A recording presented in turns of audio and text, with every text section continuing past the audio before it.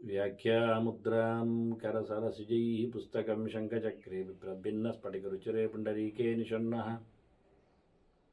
अम्लानश्रीरमृतविशदैरंशुविप्लावयन्माविर्भूयादनकमहिमा मानसेवागधीशः नमस्ते प्राणेश प्रणतविभवायावनिमगाः नमः स्वामिन् रामप्रियतमनमन् गुरुगुण नमस्तुभ्यं भीमप्रबलतमकृष्णेष्ट भगवन्नमः श्रीमन्मध्वप्रदिशसदृशन्नो जय जय श्रीगुरुभ्यो नमः नारायणं सुरगुरुं जगदेकनाथं भक्तप्रियं सकललोकनमस्कृतं च त्रैगुण्यवर्जितमजं विभुमाद्यमीशं वन्दे भवग्रम् अमरासुरसिद्धवन्द्यं नारायणं नमस्कृत्य नरं चैव नरोत्तमं देवीं सरस्वतीं व्यासं ततो जयमुदीरये ವೇದವ್ಯಾಸುರ ಮಹಾಭಾರತದ ಚಿಂತಕರಿಗೆ ವಂದನೆಗಳು. ಶಾಂತಿ ಪರ್ವದ 267ನೆಯ ಪ್ರವಚನ. ಜಪದ ಕತೆ ಮುಂದುವರಿದಿತ್ತು. ಕೊನೆಗೆ ಎಲ್ಲರೂ ಬರಲಾಗಿ ಅವರೇರುವರು ಸಹ ಪಯಣವನ್ನು ಬೆಳೆಸಿದ್ದಾರೆ ಅಂತ ನಾವು ನೋಡಿಕೊಂಡೆವು. ಭೀಷ್ಮರು ಬಹಳ ಸುಂದರವಾಗಿ ಧರ್ಮರಾಜನಿಗೆ ಇಕ್ಷ್ವಾಕು ರಾಜನ ಮತ್ತು ಆ ಬ್ರಾಹ್ಮಣನ ಚಿಂತನೆಯನ್ನು ಜಪ ಮಾಡಿದವನ ಚಿಂತನೆಯನ್ನು ಕೊಡ್ತಾ ಅವರಿರುವರು ಯೋಗ ಸಾಧನೆಯಲ್ಲಿ ನೆಲೆಗೊಂಡರು. ತಮ್ಮ ದೇಹದಿಂದ ಜೀವಜ್ಯೋತಿಯನ್ನು ಕಳಿಸುವ ವಿಧಾನದಲ್ಲಿ ಅವರು ಪ್ರತ್ಯಾಹಾರಗಳ ನೆಲೆಯಲ್ಲಿ ಆಸನಜ ಜಯದಲ್ಲಿ ಪ್ರಾಣವಾಯುವಿನ ಸಂಚಾರಗಳನ್ನು ಅವರು ಮತ್ತೆ ತಲೆಯ ತುದಿಗೆ ನೆತ್ತಿಯ ಪ್ರದೇಶಕ್ಕೆ ತರ್ತಾ ಇದ್ದಾರೆ. ಒಳಗಿನ ಗಾಳಿಯ ಒತ್ತಡದಿಂದಾಗಿ ಜೀವನವನ್ನು ಮೇಲಕ್ಕೆ ಓಡಿಸ್ತಾ ಇದ್ದಾರೆ. ನಿಧಾನವಾಗಿ ಜೀವನನ್ನು ಹೃದಯದಿಂದ ಅಧೋಮುಖವಾದ ಕಮಲದಲ್ಲಿ ಮೇಲ್ಮುಖೀಕರಿಸಿ ಅಲ್ಲಿಂದ ಜೀವನನ್ನು ಕಂಠತಾಳವಿಗೆ ತಂದು ಭೂಮಧ್ಯಕ್ಕೆ ನಿಲ್ಲಿಸಿಕೊಂಡು ನಿಧಾನಕ್ಕೆ ಅಂದರೆ ಎಲ್ಲಿಯೂ ಸಹ ಗಡಿಮಿಡಿ ಮಾಡಿಕೊಳ್ಳದೆ ಅದು ಸ್ಟೇಜ್ಗಳು. ಆ ಸ್ಟೇಜಿನಲ್ಲಿ ನಿಲ್ಲಿಸುವ ವ್ಯವಸ್ಥೆ ಆಗಲೇಬೇಕು.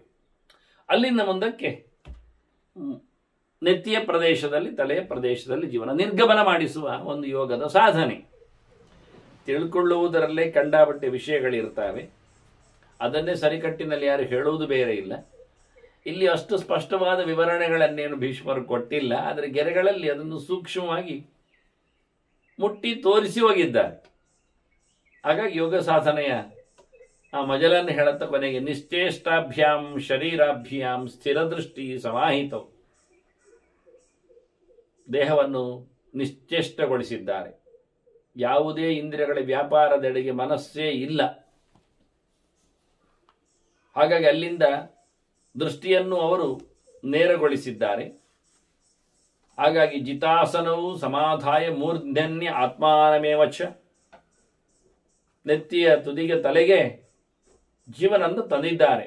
ಮನಸ್ಸಿನ ನೆಲೆಯಲ್ಲಿ, ಮನಸ್ಸಿನ ಜೊತೆಯಲ್ಲಿ. ತಾಳುದೇಶ ಮದೋದ್ಧಾಲ್ಯ ಬ್ರಾಹ್ಮಣಸ್ಯ ಮಹಾತ್ಮನಃ ಜ್ಯೋತಿರ್ಜ್ವಾಲಾ ಸುಮಹತಿ ಜಗಾಮ ತ್ರಿದೇಯಂ ತದಾ. ಅಲ್ಲಿಂದ ನೆತ್ತಿಯನ್ನು ಒಡೆದುಕೊಂಡು ಭೇದಿಸಿಕೊಂಡು ಜೀವಜ್ಯೋತಿ ಹಾರಿದೆ ಮೇಲಕ್ಕೆ. ಬ್ರಾಹ್ಮಣನದ್ದು ತೆರಳಿದೆ. ಅದು ಮುಂದಕ್ಕೆ ಅಂಗುಷ್ಟ ಮಾತ್ರ ಅಂತ ತಿಳಿಸಿಕೊಡ್ತಾರೆ. ಅದು ಹೇಗಿತ್ತು ಅಂತ ಹೇಳುವಾಗ ಅಂಗುಷ್ಟ ಮಾತ್ರವಲ್ಲ, ಪ್ರದೇಶ ಮಾತ್ರ ಅಂತ, ಗೇಣಿನಷ್ಟು ದೊಡ್ಡದಾದ. ನಾವು ಈ ಕಥೆಯನ್ನು ದ್ರೋಣ ಪರ್ವದಲ್ಲಿಯೂ ದ್ರೋಣನ ನಿರ್ಗಮನದಲ್ಲಿ ಅದನ್ನು ಕಂಡಿದ್ದೇವೆ, ಉಳಿದವರು ಕಂಡದ್ದನ್ನು. ಹಾಗೆ ಇವನು ಮೇಲಕ್ಕೆ ತೆರಳಿದ್ದಾನೆ. ಜ್ಯೋತಿ ಸ್ತೂಯಮಾನಂ ಸ್ಮ ಬ್ರಹ್ಮಾಣಂ ಪ್ರಾವಿಶತ್ತದ. ಬ್ರಹ್ಮಲೋಕದವರೆಗೆ ಅದು ಪಯಣವನ್ನು ಬೆಳೆಸಿತ್ತು. ಹಾಗಾಗಿ ಬ್ರಹ್ಮನೆಡೆಗೆ ಅದು ತೆರಳಿಬಿಟ್ಟಿದೆ. ಅವ ಬ್ರಾಹ್ಮಣನಾಗಿ ವೇದದ ಮಾಧ್ಯಮದಲ್ಲಿ ಭಗವತ್ ತತ್ವವನ್ನು ಅನುಸಂಧಾನ ಮಾಡಿದ್ದರಿಂದ ವೇದ ಪುರುಷನಾದ ಚತುರ್ಮುಖನಲ್ಲಿ ಆತನ ಪ್ರವೇಶ ಆಗ್ತಾ ಇತ್ತು. ಅಲ್ಲಿಂದ ಮುಂದಕ್ಕೆ ಅವನು ಮೋಕ್ಷಕ್ಕೆ ಹೋಗುವಾಗ ಹೊಟ್ಟು ಹೋಗ್ತಾನೆ. ಹಾಗೆ ಕ್ರಮ. ಅವನಲ್ಲಿಗೆ ಲೋಕಕ್ಕೆ ಬಂದಾಗ ಚತುರ್ಮುಖ ಅವನನ್ನು ಸ್ವಾಗತ ಅಂತ ಹೇಳಿ ಬರಮಾಡಿಸಿಕೊಂಡಿದ್ದಾನೆ. ಅವನು ಹೇಳುತ್ತಾನೆ ವಾಸ್ತವವಾಗಿ ಜಾಪಕೈ ತುಲ್ಯ ಫಲತಾ ಯೋಗಾನಾಂನ ಅತ್ರ ಸಂಶಯ ಅಂತ. ಯಾರೆಲ್ಲ ಯೋಗಿಗಳಿದ್ದಾರೆ, ಸರ್ವಸಂಗ ತ್ಯಾಗ ಮಾಡಿಕೊಂಡು ಅನೇಕ ಪ್ರಕಾರದ ಯೋಗಿಗಳಿದ್ದಾರೆ, ಜ್ಞಾನಯೋಗಿಗಳು, ಭಕ್ತಿ ಯೋಗಿಗಳು ಅಂತ. ಹಾಗಾಗಿ ಧ್ಯಾನ ಯೋಗಿಗಳು, ಇವನು ಜಪಯೋಗಿ ಆ ಲೆಕ್ಕದಲ್ಲಿ. ಆದ್ದರಿಂದ ಎಲ್ಲ ಇತರ ಯೋಗಿಗಳ ಹಾಗೆ ಜಪದವನಿಗೂ ಸಹ ಅತ್ಯುತ್ತಮವಾದ ಫಲ ಇದೆ. ಯೋಗ ಸಾಧನೆಯಲ್ಲಿ ಪಡೆಯಬಹುದಾದ ಸ್ಥಾನಮಾನಗಳನ್ನು ಒಬ್ಬ ಜಪ ಮಾಡುವವನು ಪಡಿತಾನೆ ಜಪದಿಂದ. ಅದರಿಂದ ಜಪಗಾನ ವಿಶಿಷ್ಟಂತೂ ಪ್ರತ್ಯುತ್ಥಾನಂ ಸಮಾಹಿತಂ ಅಂತಾರೆ. ಒಂದು ಜಪ ಮಾಡಿದವರಿಗೆ ಒಂದು ಹೆಚ್ಚು ಅಂತಂತೆ. ಸ್ಪೆಷಲ್ ಏನದು ಕೇಳಿದರೆ ಚತುರ್ಮುಖ ಅವನು ಬಂದಾಗ ಎದ್ದು ನಿಂತು ಸ್ವಾಗತಿಸುವುದು ಅಂತ ನೋಡಿ, ಇದು ಸ್ಪೆಷಲ್. ಯೋಗಿಗಳು ಸೂರ್ಯಮಂಡಲ ಭೇದ ಮಾಡೋದಾಗಲಿ, ಆಗ ಸೂರ್ಯ ಎದ್ದು ನಿಲ್ತಾನಲ್ಲಿ, ಬ್ರಹ್ಮಲೋಕಕ್ಕೆ ಹೋಗುವುದಾಗಲಿ ಆಗ್ತದೆ. ಆದರೆ ಅಲ್ಲಿ ಇತರ ಯೋಗಿಗಳು ಬಂದಾಗ ಬ್ರಹ್ಮದೇವೆಯನ್ನು ಎದ್ದು ಸ್ವಾಗತ ಮಾಡುವುದಿಲ್ಲ, ಲೋಕವನ್ನು ಪಡೀತಾರೆ ಅವರು. ಹಾಗಲ್ಲ ಜಪ ಮಾಡಿದವನು, ಯಾಕೆಂದ್ರೆ ಅದಕ್ಕೆ ಹೇಳಿದೆ ಕಾರಣ. ಜಪ ಮಾಡಿದವನಿಗೆ ಏನಪ್ಪ ವೇದದ ಪುರುಷನ ಒಂದು ವಿಶೇಷ ಎದ್ದು ನಿಂತವನನ್ನು ಬರಮಾಡಿಸಿಕೊಳ್ಳುವ ಕತೆ ಕೇಳಿದರೆ, ಅವನು ತನ್ನ ವೇದವನ್ನು ಜಪ ಮಾಡ್ತಾ ಇದ್ದಾನೆ ನಿರಂತರವಾಗಿ. ವೇದ ಸಾರವನ್ನು ಗಾಯತ್ರಿಯನ್ನು ಚಿಂತನೆ ಮಾಡ್ತಾ ಇದ್ದಾನೆ. ತನ್ನ ಉಪಾಸನೆ ಭಗವದ್ರೂಪಗಳನ್ನಾತ ಅದರಲ್ಲಿ ನೋಡ್ತಾ ಇದ್ದಾನೆ. ಅಕ್ಷರಗಳಲ್ಲಿ, ಪದಗಳಲ್ಲಿ, ಪಾದಗಳಲ್ಲಿ ಎಷ್ಟು ಹೇಳುವ ಎಷ್ಟು ರೂಪಗಳನ್ನು ನೋಡಲಿಕ್ಕೆ ಬರ್ತದೆ ಅದರಲ್ಲಿ ಗಾಯತ್ರಿಯಲ್ಲಿ ಚಿಂತನೆ ಮಾಡುವ ರೀತಿ ಅಂದಾಗ. ಯಾಕೆಂದ್ರೆ ಅದು ಪ್ರಣವ ಜೊತೆಯಲ್ಲಿ ವ್ಯಾಹರತಿ, ವಿಶ್ವಾಮಿತ್ರ ಕೊಟ್ಟ ಗಾಯತ್ರಿಯಲ್ಲಿ, ಮತ್ತು 24 ಅಕ್ಷರದ ಚಿಂತನೆ ಅಂದಾಗ ಪ್ರಣವದಲ್ಲಿ ಅಷ್ಟರೂಪಗಳು, ಅದು ಎರಡೆರಡು ಬಗೆಯಿಂದ ಅವತಾರ ರೂಪಗಳಲ್ಲದೆ. ಇನ್ನು ವ್ಯಾಹರತಿಯಲ್ಲಿ ವ್ಯೂಹ ರೂಪಗಳು, ಅದು 2, 3, 4 ಪ್ರಕಾರಗಳಿಂದ ಅಂಗರೂಪಗಳು ಸೇರಿಕೊಳ್ಳುವ ನೆಲೆಯಲ್ಲಿ ವ್ಯೂಹ ರೂಪಗಳ ಚಿಂತನೆಯಲ್ಲಿ. ಇನ್ನು ಗಾಯತ್ರಿಯಲ್ಲಿ 24 ಅಕ್ಷರ ಪ್ರತಿಪಾದ್ಯವಾದಂತಹ ಕೇಶವಾದಿ ರೂಪಗಳು. ಹೇಗೆ ಪ್ರಣವದ 24 ಇತ್ತೋ, ವಾಸುದೇವಾದಿಗಳು ವ್ಯೂಹಗಳಿದ್ದವೋ, ಅಷ್ಟೇ ಅಲ್ಲದೆ ಪ್ರಣವದಿಂದ ಅಭಿವ್ಯಕ್ತಗಳಾಗಿರತಕ್ಕಂಥ ಅಕ್ಷರಗಳ ರಾಶಿಗಳ 51 ಅಕ್ಷರ ರೂಪಗಳು ಮತ್ತೆ ಅಷ್ಟ ವಿಭಾಗಗಳಲ್ಲಿ. ಗಾಯತ್ರಿ 3 ಪಾದಗಳಲ್ಲಿ ಮತ್ತೆ ಭಗವಂತನ 3 ಸ್ಥಾನಗಳ ರೂಪಗಳು. ಅಲ್ಲಿ ಮತ್ತೆ ಗಾಯತ್ರಿ 10 ಪದಗಳಲ್ಲಿ 10 ವಿಶೇಷವಾದಂಥ ಭಗವಂತನ ಅವತಾರ ರೂಪಗಳು. ಇಷ್ಟೆಲ್ಲ ಆದಾಗ ಭಗವಂತನ ಅನೇಕ ರೂಪಗಳ ಸಮುದಾಯ ಚಿಂತನೆಗೆ ಬರಲಾಗಿ, ಬ್ರಹ್ಮದೇವ ತಾನು ಉಪಾಸನೆ ಮಾಡುತ್ತಿರತಕ್ಕಂಥ ಭಗವಂತನನ್ನು ಕಂಡವನು, ಮಾತನಾಡಿಸಿದವನು, ನಿರಂತರ ಕರೆದವನು ಅನ್ನೋ ನೆಲೆಯಲ್ಲಿ ಅವನನ್ನು ಸ್ವಾಗತಕ್ಕಾಗಿ ಎದ್ದು ಬರ್ತಾನೆ. ಹಾಗಾಗಿ ಯೋಗಿಗಳಿಗಿಂತ ವಿಶೇಷವಾದದ್ದು ಜಪದವರಿಗೆ ಚತುರ್ಮುಖ ಲೋಕದಲ್ಲಿ ಒಂದು ವಿಶೇಷವಾದಂತಹ ಸ್ಥಾನಮಾನ ಇದೆ. ಕೊನೆ ಚತುರ್ಮುಖರ ಬಾಯೊಳಗೆ ಅವನು ಪ್ರವೇಶ ಮಾಡುವ ಕಥೆಯನ್ನು ಉಲ್ಲೇಖ ಮಾಡ್ತಾರೆ. ಹಾಸ್ಯಂ ಪ್ರವಿವೇಶಾಸ್ಯ ಬ್ರಾಹ್ಮಣ ವಿಗತಜ್ವರ.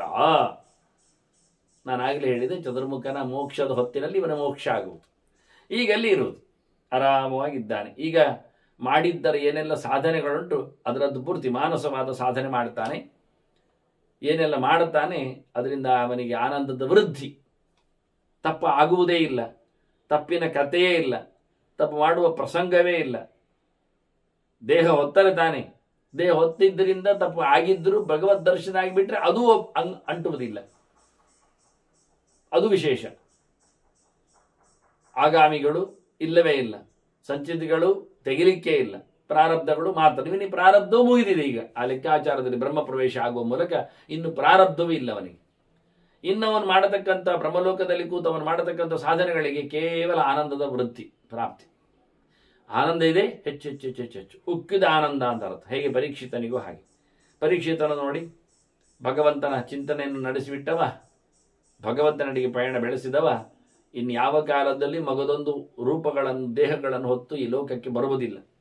ಬಂದರೂ ಅವನಿಗೇನು ಘಾಸಿ ಆಗುವುದಿಲ್ಲ. ಯಾಕೆಂದ್ರೆ ಅವನು ದೇವರನ್ನು ಕಂಡವ. ಎಲ್ಲಿಯಾದರೂ ಬಾಕಿ ಇದ್ದುಕೊಂಡು ಬಂದರೆ ಅದರಿಂದ ಏನಾದರೂ ಸಂಪಾದನೆ ಮಾಡುವುದಿಲ್ಲವ. ಆದರೆ ಅವನು ಇದು ಕೊನೆಯ ಲೆಕ್ಕಾಚಾರವನಿಗೆ ಆಗುವುದಿಲ್ಲ. ಇಲ್ಲಿಂದ ಪ್ರಾರಬ್ಧವೂ ಇಲ್ಲ ಅವನಲ್ಲಿ. ಹಾಗಾಗಿ ಇನ್ನಲ್ಲಿ ಕೂತ್ಕೊಂಡು ಬ್ರಹ್ಮದೇವರು ಹೋಗ್ಲಿಕ್ಕೆ ಇನ್ನು 50 ವರ್ಷ ಉಂಟು ಲಯಗೊಳ್ಳಿಕ್ಕೆ. ಅಷ್ಟರವರೆಗೆ ಅವನಲ್ಲಿ ಉತ್ತಮ ಲೋಕದಲ್ಲಿ ಕೂತು ಭಗವಂತನ ಧ್ಯಾನದಿಂದ ಆನಂದದ ರಾಶಿಯನ್ನೇ ಆತ ಮತ್ತೆ ಹೆಚ್ಚುವರಿದು ಪಡೀಲಿಕ್ಕಿದ್ದಾನೆ. ಹಾಗೆ ಇವನು ಸಹ ಬ್ರಾಹ್ಮಣನಾಥನ ಒಳಗೆ ಪ್ರವೇಶ ಮಾಡಿದ್ದಾನೆ. ಅದರಂತೆ ರಾಜಾಭಿಪ್ರಾವಿಶತ್, ಇದರಂತೆ ರಾಜನು ಸಹ ಬ್ರಾಹ್ಮಣನ ಹೆಗ್ಗಳಿಕೆಯನ್ನು ಮೊದಲು ಹೇಳಿದ್ದು. ಯಾಕೆಂದ್ರೆ ಅವನು ದೊಡ್ಡ ಜನ, ಆಡಳಿತಕ್ಕಾಗಿ ಕೀರ್ತಿಗಾಗಿ ಜನಾನುರಾಗಿಯಾಗಿ ಅವನೇನು ಹೋದವನೇ ಅಲ್ಲ, ಅಷ್ಟು ವಿರಕ್ತ. ಹಾಗಾಗಿ ಅವನ ಬಗ್ಗೆ ದೊಡ್ಡ ಚಿಂತನೆಯನ್ನು ಕೊಟ್ಟು ರಾಜನು ಇದೇ ಪ್ರಕಾರವಾಗಿ ತನ್ನ ನೆತ್ತಿಯ ಪ್ರದೇಶದಿಂದ ತನ್ನ ನಿರ್ಗಮನವನ್ನು ಮಾಡಿಕೊಂಡು ಬ್ರಹ್ಮಲೋಕವನ್ನು ಪಡೆದು ಬ್ರಹ್ಮನ ಬಾಯೊಳಗೆ ಪ್ರವೇಶ ಮಾಡುತ್ತಾ ಇದ್ದಾನೆ. ದೇವತೆಗಳೆಲ್ಲ ನೋಡಲಿಕ್ಕೆ ಬಂದಿದ್ದಾರಂತೆ. ಇದೊಂದು ಬಗೆ. ಅವರು ಹೋಗುವುದನ್ನು ನೋಡುವುದಲ್ಲ, ಸಾಯುವುದನ್ನು ನೋಡುವುದಲ್ಲ, ಚತುರ್ಮುಖನ ಒಳಗೆ ಪ್ರವೇಶ ಮಾಡುವುದನ್ನಲ್ಲ, ಚತುರ್ಮುಖ ಜಪ ಮಾಡಿದವರು ಬಂದಾಗ ಎದ್ದು ನಿಲ್ಲುವ ಗೌಮಜಿಯನ್ನು ನೋಡಲಿಕ್ಕೆ ಬಂದದ್ದಂತೆ. ಅಂದರೆ ದೊಡ್ಡವರು ಯಾವತ್ತು ಸಣ್ಣ ನಡತೆಯನ್ನು ಹೇಗೆ ತೋರಿಸಿಕೊಡುತ್ತಾರೆ ಸಾಂಸ್ಕೃತಿಕದ ಮೌಲ್ಯ ಜೊತೆಯಲ್ಲಿ ಅನ್ನೋದು ಸ್ವಲ್ಪ ಸೋಜಿಗೆ ಆಗ್ತದೆ. ಹಾಗಾಗಿ ಇವರು ಬಂದಿರುತ್ತಾರೆ. ಅದು ಫಾರ್ಮ್ಯಾಲಿಟಿ, ಸೈದ್ಧಾಂತಿಕವಾದ ವಿಷಯ. ಹೀಗಾಗಿ ದೇವತೆಗಳೆಲ್ಲ ನೋಡ್ತಾ ಇದ್ದಾರಂತೆ, ಹೇಗೆ ಜಾಪಕಾರ್ಥಮಯಂ ಯತ್ನ ಯದರ್ಥಂ ವಯಂ ಆಗತ, ಅದೇನು ನಾವು ಬಂದದ್ದು ಅಂತ ಬ್ರಹ್ಮನಿಗೆ ಹೇಳಿಕೊಡ್ತಾರಂತೆ. ಜಪದವನು ಬಂದಾಗ ನೀವು ಮಾಡುವ ಆಚರಣೆಯನ್ನು ನಾವು ನೋಡಬೇಕು ಅಂತ ಬಂದಿದ್ದೇವೆ ಅಂತ ಹೇಳಿಕೊಂಡು ಬ್ರಹ್ಮದೇವ ಇಡೀ ಜಗತ್ತಿನ ದೊಡ್ಡ ಅರಸವ, ಯಾರಿಗೂ ಏನು ತಲೆ ಬಗ್ಗಿಸುವಂತಿಲ್ಲ, ಮನ್ನನ್ನು ಕೊಡುವಾಗಿಲ್ಲ, ಬೇಕಾಗಿಲ್ಲ ಗೌರವ. ಆದರೆ ನೋಡಿ, ಇದು ಸಣ್ಣ ವಿಷಯ ಆದರೂ ಒಂದು ಲೆಕ್ಕಾಚಾರದಲ್ಲಿ ಈಗ ರಾಷ್ಟ್ರಪತಿ ಪ್ರಶಸ್ತಿಯನ್ನು ಕೊಡಲಿಕ್ಕಿದ್ದರೆ ಅದನ್ನು ಪ್ರಶಸ್ತಿ ಭಾಗಿಗಳು ಯಾರಿದ್ದಾರೆ ಅವರು ಪ್ರಶಸ್ತಿ ಪಡೀಲಿಕ್ಕೆ ಹೋಗುವಾಗ ರಾಷ್ಟ್ರಪತಿ ಸ್ಥಾನದಲ್ಲಿ ಕೂತವರು ಕೂತು ಕೊಡುವುದಿಲ್ಲ, ಅವರು ಎದ್ದು ನಿಂತ ಸಮರ್ಪಣೆ ಮಾಡುತ್ತಾರೆ ಗೌರವವನ್ನು. ಅಂದ್ರೆ ಏನಾಯಿತು, ತಮಗಿಂತ ಅವರು ಉತ್ತಮರೇನು ಅಲ್ಲ. ರಾಷ್ಟ್ರಪತಿ ಪ್ರಶಸ್ತಿ ಭಾಜನರಾದವರು ರಾಷ್ಟ್ರಪತಿಗೆ ಎಂದೇನು ಉತ್ತಮರಿಲ್ಲ. ಆದರೆ ರಾಷ್ಟ್ರಪತಿಯು ಎದ್ದು ನಿಂತವರನ್ನು ಸ್ವಾಗತಿಸಿ ಬರಮಾಡಿಸಿಕೊಂಡು ಕೊನೆಗೆ ಕೈಯೂ ಮುಗಿದುಕೊಂಡು ಕೆಲವೊಮ್ಮೆ ಬೇಕಾದ ಸೊತ್ತುಗಳನ್ನು ಅವರಿಗೆ ಸಮರ್ಪಣೆ ಗೌರವದಲ್ಲಿ ಮಾಡಿ ಕಳಿಸಿಕೊಡುತ್ತಾರೆ. ಅದರಂತೆ ಬ್ರಹ್ಮಾಂಡದ ರಸ ಬ್ರಹ್ಮದೇವ ಭಗವಂತನ ಚಿಂತನೆ ಮಾಡಿದವ, ಜಪ ಮಾಡಿದವ ಬಂದಿದ್ದಾನೆ ಅಂತ ಯಾರು ಕೇಳಿಕೊಳ್ಳುತ್ತಾರೆ? ಹೀಗೆ ಜಪ ಮಾಡಿಕೊಂಡು ಜಪದ ದೇವಿಯೂ ಎದುರು ನಿಂತು ವರ ಕೇಳು ಅಂತ ಹೇಳಿದ್ರು, ಬೇಡ ನನಗೆ ಜಪ ಮಾಡುತ್ತೇನೆ ಅಂತ ಹೇಳಿಕೊಳ್ಳುವ ರೀತಿಯಲ್ಲಿ ಮತ್ತಷ್ಟು ಆಸಕ್ತನಾಗಿ ಕೂತಾಗ ಏನು ಹೇಳುವವನು? ಅದರಿಂದ ನಿಮ್ಮ ಬಗೆ ಹೇಗಿದೆ ಅಂತ ನೋಡಲಿಕ್ಕೆ ಒಂದೇ ಒಂದು ದೇವತೆಗಳೆಲ್ಲ ಚತುರ್ಮುಖ ಮಾಡತಕ್ಕ ಆ ವೈಭವವನ್ನು, ಜಪ ಮಾಡಿದವನ ಮೇಲೆ ಇರತಕ್ಕಂಥವನಿಗೆ ಅನುರಾಗವನ್ನು ನೋಡಲಿಕ್ಕೆ ಬಂದಿದ್ದೇವೆ ಅಂತ. ಹಾಗಾಗಿ ಅವರು ಹೇಳಿಕೊಂಡ್ರಂತೆ, ಇವನು ಎಲ್ಲಿ ಬೇಕಾದ್ರಲ್ಲಿ, ಇವರು ಎಲ್ಲಿ ಬೇಕಾದ್ರೂ ತಿರುಗಿಲಿ ಸ್ವಾಮಿ, ಸರ್ವಾನ್ ಲೋಕಾನ್ ಅತಿಕ್ರಮ್ಯ ಗಚ್ಚೇತಾಂ ಯತ್ರ ವಾಂಛಿತಂ. ಬಯಸಿದ್ದಲ್ಲಿಗೆ ಇವರಿಗೆ ತಿರುಗಾಟ ಇದೆ ಅಂತ ನಮಗೆ ಅರ್ಥ ಆಗಿದೆ, ಅಂಥದ್ದನ್ನೆಲ್ಲ ಇವರು ಪಡಿಬಹುದು ಅಂತ. ಯಾಕೆಂದ್ರೆ ಸ್ವಾಮಿಯ ಜಪ ಮಾಡಿದ್ದು ಭೃತ್ಯರಿಗೆ ಭಾರಿ ಖುಷಿ. ಲೋಕದಲ್ಲಿ ಹಾಗೆ ಅಮ್ಮನೆಯನ್ನು ಪ್ರೀತಿಸುವ ಜನರನ್ನು ನೋಡಿದರೆ ಮಕ್ಕಳಿಗೂ ಭಾರಿ ಖುಷಿ. ಅಮ್ಮನನ್ನು ಜೋರು ಮಾಡುವ, ಗದರಿಸುವ, ಏನೋ ನಾಟಕೀಯವಾಗಿ ಮಾಡಿಕೊಂಡ್ರಂಥವರನ್ನು ದೂರ ಮಾಡ್ತದೆ ಮಗು. ಹೋಗು, ಬೇಡ, ಬಿಡು ಅಂತ. ಅಂದರೆ ತನ್ನನ್ನು ತಾನು ಪ್ರೀತಿಸುವ ಸೊತ್ತನ್ನು ಮತ್ತೊಬ್ಬರು ಪ್ರೀತಿಸಿಕೊಂಡ್ರೆ, ಇಷ್ಟಪಟ್ಟರೆ, ಗೌರವಿಸಿದರೆ ಅದಕ್ಕೆ ಭಾರಿ ಸಮಾಧಾನ. ಹಾಗೆ ಆಗಬೇಕು ಅಂತ. ಅದಕ್ಕೇನು ಬೆಪ್ಪದು ಗೊತ್ತಿಲ್ಲ ಮಗುವಿಗೆ. ನಮ್ಮ ಅಂದರೆ ದೊಡ್ಡತನ, ದೊಡ್ಡ ವಸ್ತು, ಗೌರವಿಸಬೇಕು. ಹಾಗೆ ಅದೇ ಬೆಳೆದ ನಂತರ ಅದೇನು ಗೌರವಿಸುವುದಿಲ್ಲ. ಅದು ಇನ್ನೊಬ್ಬರದನ್ನು ಅಮ್ಮನನ್ನು ಲೇವಡಿ ಮಾಡಿದಾಗ ಅದು ಸುಮ್ಮನೆ ಇರ್ತದೆ, ತಾನು ಸೇರಿಕೊಳ್ತದೆ ಬೇಕಾದ್ರೆ. ಹೌದು, ಅಮ್ಮ ಜೋರು ಸಮ ಇಲ್ಲ ಅಂತ ಹೇಳ್ತದೆ. ಹಾಗೆ ನೋಡಿ, ಅಂದರೆ ಸಹಜವಾದ ಮಾನಸಿಕವಾದ ವ್ಯಾಪಾರ ಇದ್ದಾಗ ಒಂದು ಪ್ರೀತಿಗೆ ಒಂದು ಬೆಲೆ ಇರ್ತದೆ, ಅದು ಗೌರವಪೂರ್ವಕವಾಗಿ ಬರ್ತದೆ. ಹಾಗಾಗಿ ದೇವತೆಗಳೆಲ್ಲ ಹೇಳಿಬಿಟ್ರು, ಎಲ್ಲಿ ಬೇಕಾದ್ರಲ್ಲಿ ಇವರು ತಿರುಗಲಿ. ಯಾಕೆಂದ್ರೆ ನಮ್ಮ ಸ್ವಾಮಿಯನ್ನು ನೋಡಿಕೊಂಡವರು, ಭಗವಂತನ ಜಪ ಮಾಡಿದವ ಅಂದಾಗ, ಭಗವಂತನ ಭಕ್ತ ಅಂದಾಗ ಉಳಿದ ಭಕ್ತರಿಗೆಲ್ಲ ಹೆಮ್ಮೆ. ಅವರೆಲ್ಲ ಆಗಿರಲಿಲ್ಲ, ಅವರೆಲ್ಲ ಅಂತ ಸಾಧನೆ ಕಾಣುವುದಿಲ್ಲ ಅಂತ ಇಟ್ಟುಕೊಳ್ಳುವ. ಹಾಗಾಗಿ ಒಬ್ಬೊಬ್ಬ ಸಾಧಕನಿಗೆ ಅವರು ಸಂತೋಷ ಪಡುವ ರೀತಿ ಇದು. ಅವರು ನಿರಂತರ ದೇವರ ದರ್ಶನದವರೇ. ಇವನಿಗಿಂತ ಭಾರೀ ಎತ್ತರದ ಸ್ಥಾನಮಾನವನ್ನು ಅಲಂಕರಿಸಿದವರು, ಆನಂದದ ಲಾಭವನ್ನು, ಆನಂದದ ಮುದ್ದೆಯನ್ನು ಅನುಭವಿಸುವವರು. ಆದರೆ ಒಬ್ಬ ಎಕ್ಕಶ್ಚಿತ್ ವ್ಯಕ್ತಿ ಲೋಕದಲ್ಲಿ ಹುಟ್ಟಿ ಜಪವನ್ನೇ ಮಾಡ್ತೇನೆ ಹೇಳಿ ತಮ್ಮ ಸ್ವಾಮಿಯ ಕೈಂಕರ್ಯವನ್ನು ನಿರಂತರವಾಗಿ ನಿರ್ವ್ಯಾಜವಾಗಿ ಪೂರ್ಣ ವಿರಕ್ತಿಯಲ್ಲಿ ಮಾಡಿದ್ದರಿಂದ ಅವರಿಗೆ ಖುಷಿಯಾದದ್ದು. ನೋಡಿ, ಮತ್ಸರ ಇಲ್ಲ ಅವರಲ್ಲಿ. ಯಾಕೆ? ಅವರಿಗಿಂತ ಹೆಚ್ಚೇನು ಪಡೀಲಿಲ್ಲವ. ಆದ್ರೆ ಎಂಥದಲ್ಲ ಅಂತ ಅವರ ಮೇಲೆ ತಾತ್ಸಾರ ಬುದ್ಧಿ ಇಲ್ಲ. ಅದನ್ನ ಲೋಕದಲ್ಲಿ ಮಾಡುವ ದೇವರ ವ್ಯಾಪಾರ ಉಳ್ಳವರ ಮೇಲೆ ದೇವತೆಗಳಿಗೆ ಭಾರಿ ಕರುಣೆ, ಭಾರಿ ಸಹಾಯ ಮಾಡತಕ್ಕಂಥ ಯೋಚನೆ ಅವರಿಗೆ. ಅದು ಬಹಳ ಚಂದವಾಗಿ ಗೀತೆಯಲ್ಲಿ ಹೇಳುವಾಗಲೂ ಭೂತಾತ್ಮ ತ್ಯಕ್ತ ಸರ್ವ ಪರಿಗ್ರಹ ಅಂತ ಬಹಳ ಚೆನ್ನಾಗಿದೆ. ಭಗವಂತನ ಮೇಲೆ ಪ್ರೀತಿ ಉಳ್ಳವ ತ್ಯಕ್ತ ಸರ್ವ ಪರಿಗ್ರಹ ಅಂತ. ಎಲ್ಲವನ್ನು, ಸರ್ವ ಅಂದರೆ ಎಲ್ಲ, ಪರಿಗ್ರಹ ಅಂದರೆ ಅದರ ಆಸರೆ, ಅದರ ಇಷ್ಟ, ಅದನ್ನು ಸ್ವೀಕರಿಸುವುದು, ಅದನ್ನು ಬಿಟ್ಟವ ಅಂತ. ಇದನ್ನೇ ಅತ್ಯಕ್ತ ಸರ್ವ ಪರಿಗ್ರಹ ಅಂತ ಹೇಳಿಕೊಂಡು, ಸರ್ವಭೂತಾತ್ಮ ಭೂತಾತ್ಮ ತ್ಯಕ್ತ ಸರ್ವ ಪರಿಗ್ರಹ ಅಂತೇಳಿ ಅತ್ಯಕ್ತ ಸರ್ವ ಪರಿಗ್ರಹ ಅಂತ ಎನ್ನುವ ಅರ್ಥವನ್ನು ಮಾಡಿಕೊಳ್ಳುವ ಹಾಗೆ. ಎಲ್ಲವನ್ನು ಬಿಡದವ ಅಂತ ಅರ್ಥವಾಗಾದ್ರೆ, ತ್ಯಕ್ತ ಸರ್ವ ಪರಿಗ್ರಹ ಅಂದ್ರೆ ಎಲ್ಲ ಬಿಟ್ಟವ ಅಂತ. ಎಲ್ಲ ಬಿಡದವನು, ದೇವರನ್ನು ಹಿಡಿದವನು, ಎಲ್ಲ ಬಿಟ್ಟವನು ಅಂತ ಅಲ್ಲಿ ಮಾತು ಬರುವುದು. ದೇವರಿಗೆ ಇಷ್ಟ ಯಾರು ಕೇಳಿದ್ರೆ, ದೇವರನ್ನು ಹಿಡಿದವನು ಎಲ್ಲವನ್ನು ಬಿಟ್ಟವನು ದೇವರಿಗೆ ಇಷ್ಟ ಅಂತ. ಇಲ್ಲಿ ಹೇಳುವಾಗ ಎಲ್ಲವನ್ನು ಬಿಡದವನು ಅರ್ಥ ಮಾಡಲಿಕ್ಕೆ ಬರುತ್ತೆ ಅಂತ ಬನ್ನಂಜಿಯವರದನ್ನು ತೋರಿಸಿಕೊಡ್ತಾರೆ. ಅದು ಹೇಗೆ ಅಂದರೆ, ಅತ್ಯಕ್ತ ಸರ್ವ ಪರಿಗ್ರಹ ಅಂದರೆ, ಸರ್ವ ಅಂದರೆ ಯಾರು? ದೇವರು. ದೇವರ ಪರಿಗ್ರಹ ಅಂದ್ರೇನು? ಪರಿವಾರದವರು. ಅತ್ಯಕ್ತ ಅಂದರೆ ದೇವರ ಪರಿವಾರವನ್ನು ಬಿಡದವ ಅಂತ. ದೇವರನ್ನು ಹಿಡಿದವ ಮತ್ತೆ ದೇವರ ಪರಿವಾರದವರನ್ನು ಬಿಡದವ, ಅದಕ್ಕೆ ಒಂದು ಅರ್ಥ, ಹೊಸ ಅರ್ಥ. ದೇವರನ್ನು ಹಿಡಿದವ ಇತರರನ್ನು ಬಿಟ್ಟವ ಅಂತ ಒಂದು ಅರ್ಥ ಇತ್ತಲ್ಲ, ಎಲ್ಲವನ್ನು ತೊರೆದು ದೇವರನ್ನು ಹಿಡಿದವ ಅಂತ. ಇನ್ನೊಂದು ಹಾಗಲ್ಲ, ದೇವರನ್ನು ಹಿಡಿದವ ದೇವರ ಪರಿವಾರದವರನ್ನು ನಂಬಿದವ, ಅವರನ್ನು ವಿರೋಧ ಮಾಡೋದಿಲ್ಲ. ನಮಗೇನು ಹೇಳಿದ್ದು? ಅಪಿ ಹೇಯ ಪ್ರಧಾನತಃ ಅಂತ. ಪರಿವಾರದಯ ಗ್ರಾಹ್ಯ. ದೇವರ ಪರಿವಾರದವರು ಅಂತೇಳಿ ಇತರರನ್ನು ಸಂತೋಷಗೊಳಿಸಿದರೆ ಏನು ತಪ್ಪಿಲ್ಲ. ಅವರೇ ದೊಡ್ಡ ಸಂಗತಿಯಿಂದ ಮಾಡಿದರೆ ದೇವರು ಮುಟ್ಟುವುದಿಲ್ಲ, ಅವರು ಬರುವುದಿಲ್ಲ. ಹೀಗಾಗಿ ಸರ್ವಧರ್ಮಾನ್ ಪರಿತ್ಯಜ್ಯ ಅಂದಾಗ ದೇವರ ಅಲ್ಲದ ಧರ್ಮಗಳನ್ನು ಬಿಟ್ಟು, ವಿರೋಧ ಧರ್ಮಗಳನ್ನು ಬಿಟ್ಟು, ಮತ್ತು ದೇವರು, ದೇವರ ಪರಿವಾರದವರು, ಅವರ ಹಬ್ಬ ಹರಿದಿನಗಳು ಅವನ್ನೆಲ್ಲ ನಡೆಸಲಿಕ್ಕೆ ಉಂಟು. ಅದು ಅದರಲ್ಲಿ ಸೇರಿಕೊಳ್ತದೆ ಅದು. ಹಾಗಾಗಿ ಇವರಿಗೆಲ್ಲ ದೇವತೆಗಳಿಗೆ ಭಾರಿ ಸಂಭ್ರಮ. ತಮ್ಮ ಸ್ವಾಮಿಯನ್ನು ಮಾತಾಡಿಸಿದ್ದಾನೆ, ಮತ್ತೆ ಮತ್ತೆ ಜಪವೇ ಬೇಕು ಅಂತ ಹೇಳಿ ಸ್ವರ್ಗಕ್ಕೂ ಬರಲಿಕ್ಕೆ ತಡ ಮಾಡಿದ್ದಾನೆ ಹೇಳಿ ಬಹಳ ಖುಷಿಪಟ್ಟು, ಏನೆಲ್ಲ ಭೋಗಗಳಿವೆ, ಏನೆಲ್ಲ ವೈಭವಗಳಿವೆ, ಬಂದು ಬಿಡು ಕೇಳಿದರೆ ಅದೆಲ್ಲ ಬೇಡರಿ ಅಂದ.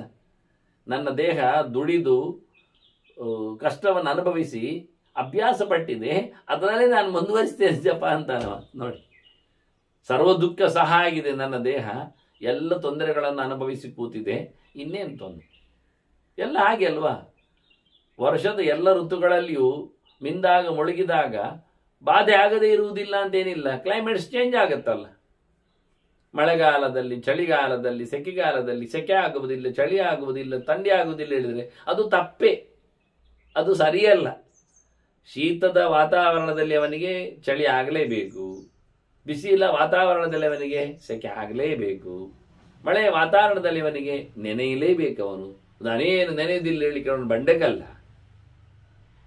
ಹಾಗಾಗಿ ಆ ಋತುಗಳಿಗೆ ಅವನು ಸೋಲದೆ ಅವುಗಳನ್ನು ಸಹಿಸಿಕೊಂಡು, ನೋಡಿ, ಪಂಚಾಗ್ನಿ ಜಪ ಮಾಡುವುದು ಅಂತ ಉಂಟು.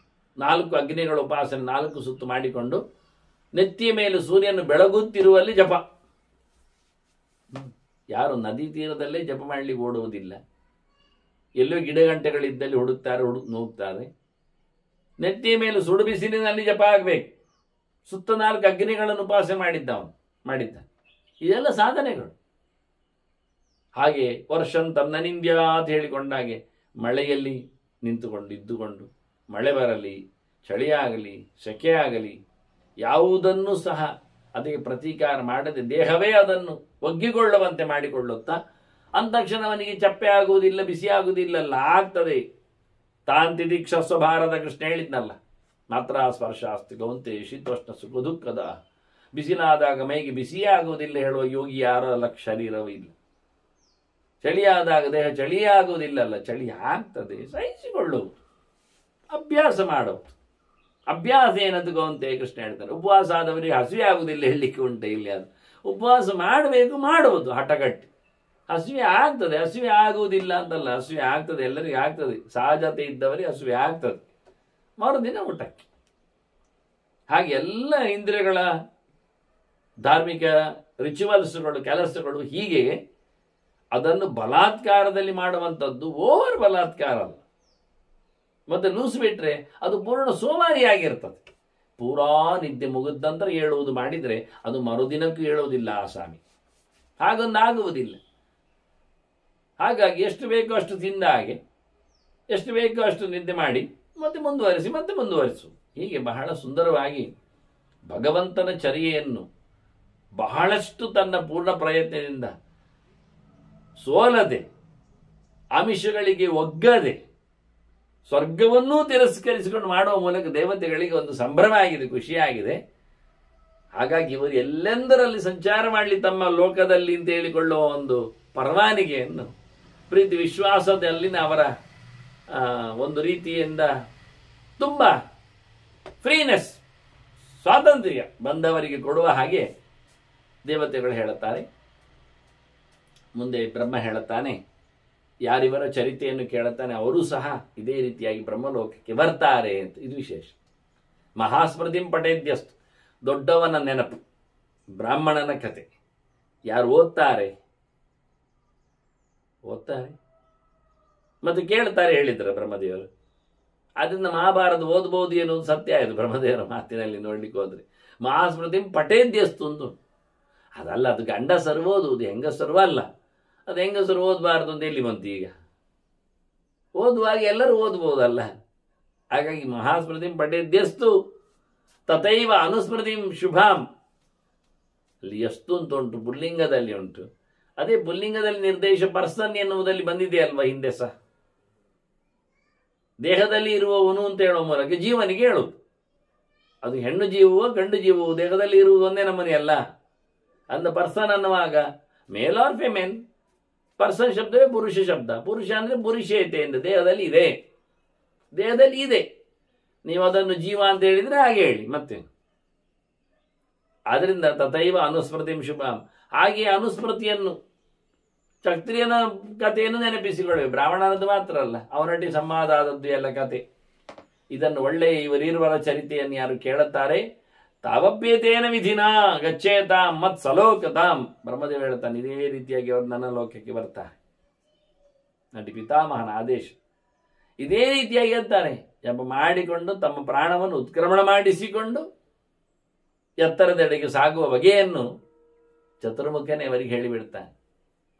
ಮತ್ತೆ ಯಾರೆಲ್ಲ ಯೋಗದಲ್ಲಿ ರತರಾಗಿ ಉತ್ತಮವಾದ ಸ್ಥಾನ ಪಡಿತಾರೋ ಅದು ಜಪದವರಿಗೂ ಖಂಡಿತ ಎನ್ನುವುದುಂಟು. ನೋಡು, ಎಷ್ಟೇ ಯೋಗೇ ಭವೇತ್ ಭಕ್ತಃ ಮಮ ಲೋಕಾನಮಾಪ್ನುಯಾತ್. ಅವನು ಯೋಗದಲ್ಲಿ ಇದ್ದ ಹಾಗೆ ಜಪದಲ್ಲಿಯೂ ಭಕ್ತನಾದರೆ ಅನುಕೂಲಕರವಾಗಿ ಇದ್ದುಕೊಂಡ್ರೆ ಅವನು ನನ್ನ ಲೋಕವನ್ನು ಖಂಡಿತ ಪಡಿತಾನೆ ಅಂತೇಳಿ ಬ್ರಹ್ಮದೇವ ಹೇಳಿ ದೇವತೆಗಳಿಗೆ ಹೇಳುತ್ತಾನೆ, ನೀವು ಹೋಗಿರಿ ಗಮ್ಯತಾನ್, ನೀನು ಹೋಗ್ಬೋದು, ಸಬ್ಜೆಕ್ಟ್ ಆಯಿತು, ಕತೆ ಮುಗಿದಿದೆ. ಕತೆ ಕೇಳುವವರಿಗೆ ಹೇಳುವವರಿಗೂ ಸಹ ನಾವು ಒಂದಿಷ್ಟು ಬೆಲೆಯನ್ನು ಸಹ ಪುಣ್ಯವನ್ನು ನಾವು ಹೇಳಿ ಚತುರ್ಮುಖ ಅಲ್ಲಿಯೇ ಮತ್ತೆ ಕಾಣುವುದಿಲ್ಲ, ಅಂತರ್ಧಾನವನ್ನು ಪಡಿತಾನೆ.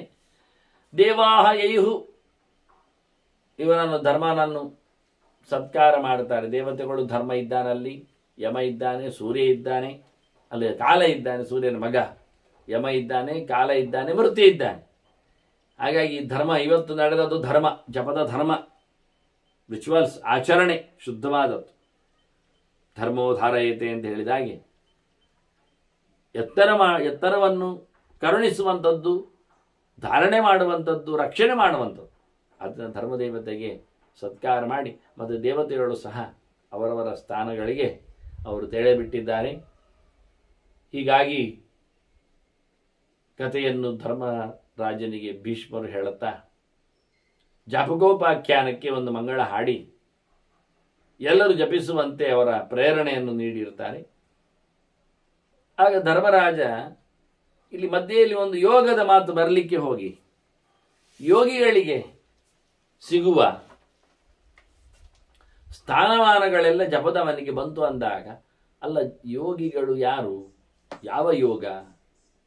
ಇದೀಗ ಜಪ ಅಂದರೆ ಕರ್ಮ ಕಾಣ್ತದೆ ನಮಗೆ, ಕರ್ಮಯೋಗ ಅನಿಸ್ತದೆ. ಈಗ ಜ್ಞಾನಯೋಗ ಅಂತ ಒಂದುಂಟಲ್ಲ, ಅದು ಪ್ರಶಸ್ತ ಅಲ್ವಾ ಅನ್ನೋ ನೆಲೆಯಲ್ಲಿ ಕಿಂಫಲಂ ಜ್ಞಾನಯೋಗಸ್ಯ ಅಂತ ಕೇಳ್ತಾರೆ.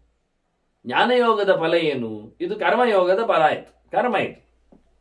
ಶಾರೀರಿಕವಾಗಿ, ವಾಚಿಕವಾಗಿ, ಮಾನಸಿಕವಾಗಿ ಕರ್ಮವನ್ನು ಮಾಡುವುದು ಜಪದಲ್ಲಿ ಕಾಣ್ತದೆ.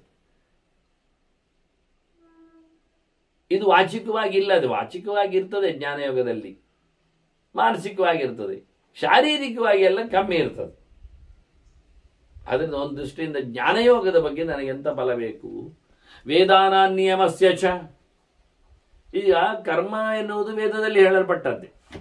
ಹೋಮ ಹವನಾಗಲಿ, ಜಪತಪ ಅನುಷ್ಠಾನಗಳಾಗಲಿ, ಇವೆಲ್ಲ ವೇದೋಕ್ತವಾದದ್ದು. ಅದರಿಂದ ವೇದೋಕ್ತವಾದ ಆಚರಣೆಯ ಬಗ್ಗೆಯೂ ನನಗೆ ಹೇಳು. ವೇದ ಬಿಟ್ಟಲ್ಲ, ಅದರಿಂದ ಕರ್ಮಯೋಗ, ಜ್ಞಾನಯೋಗ ಇದೆರಡನ್ನು ನನಗೆ ನೀನು ಸ್ಪಷ್ಟಪಡಿಸಬೇಕಾಗ್ತದೆ. ಅದರೊಟ್ಟಿಗೆ ಭಗವಂತನ ಮೊದಲೇ ಕೇಳಿಕೊಂಡಿದ್ದವ, ನನಗೆ ಪ್ರಳಯ ಸೃಷ್ಟಿಯೆಲ್ಲ ಗೊತ್ತಾಗಬೇಕು ಅಂತ. ಅದರ ಬಗ್ಗೆ ಒಂದೆಷ್ಟು ಮಾತುಗಳನ್ನು ಕೊಟ್ಟಿದ್ರು. ಈಗ ಅದನ್ನು ಧರ್ಮರಾಜ ಮತ್ತೆ ಕೇಳಿಕೊಳ್ತಾನೆ. ಭೂತಾತ್ಮ ಚ ಕಥಂ ಜ್ಞೇಯ. ಈ ಭೂತಗಳ ಆತ್ಮ ಯಾರಿದ್ದಾನೆ? ಅಂತರ್ಯಾಮಿ, ತಂದುಕೊಟ್ಟವ. ಭೂತಗಿರ್ತ್, ಭೂತಭೃತ್ ಭಾವ, ಭೂತಾತ್ಮ, ಭೂತಭಾವನ ಅಂತ ಭಗವಂತನ 1000 ರೂಪಗಳಲ್ಲಿ ಆ ಶಬ್ದ ಬಂದಿದೆ. ಅದನ್ನು ಕೇಳ್ತಾನೆ. ಭೂತಾತ್ಮ ಚ ಕಥಂ ಜ್ಞೇಯ.